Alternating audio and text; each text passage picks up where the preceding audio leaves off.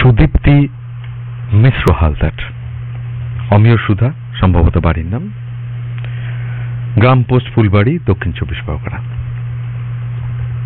কত লোক, পশু পাখি, গাছপালা, কীটপতঙ্গ তো জন্মায়, অমনি কখনো মরেও যায়।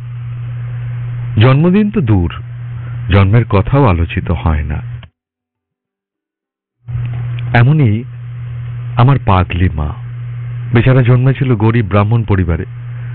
ছেলেবেলা কাটতে না কাটতেই মেয়েবেলা এলো না জীবনে, হলো বিধবা।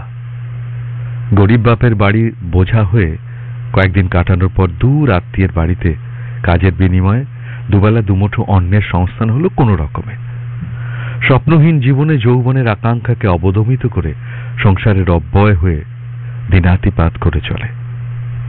খুব কৌতূহল হলো, জিজ্ঞাসা করলাম, পাগলি মা, তোমার বয়স কত? তুমি কত সালে জন্মেছ?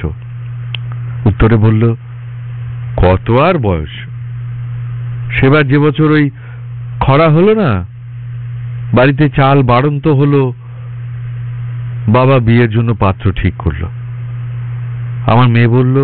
আমার মা বলল, পেট পড়ে দুটো খাবি, যা। আমার আবার জন্ম নিয়ে কি হবে, মরতে পারলে বাঁচি। আমি শুনেছিলাম পাগলিমার বিয়ে হয়েছিল 9 বছর বয়সে। শ্বশুরবাড়িতে পেটের দায়টা মিটল না, সেই একই দায়ে আর এক বাড়িতে 60-60টি বছর কাটল, মরেও গেল। তার মৃত্যু নিয়ে কার বা কি এলো গেল, কিচ্ছু যায় আসে না।